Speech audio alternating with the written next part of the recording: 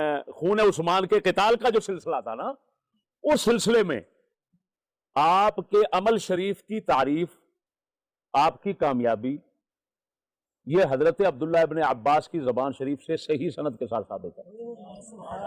ان کے الفاظ سنیے۔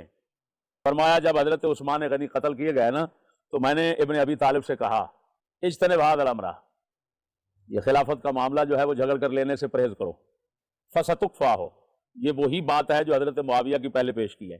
نے فرمایا فعصانی، علی نے مجھے بات نہ مانی، وما اراہ یظفر، فرمایا سیدھی سادی بات ہے میں علی کو اس مسئلے میں کامیاب ہوتا نہیں دیکھتا، یہ معاویہ بن ابی سفیان تم پر غالب ہو جائے گا، علی کی جماعت پر غالب ہو جائے گا، علی پر غالب ہو جائے گا۔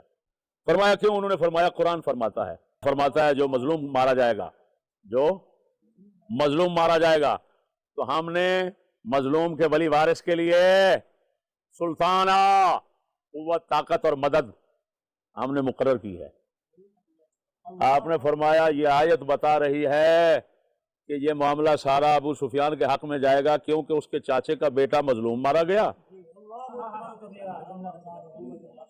یہ ولی وارث ہے، تو قرآن کا ارشاد ہے یہ بازی وہ جیت جائے گا، اور ایسے ہی ہوا۔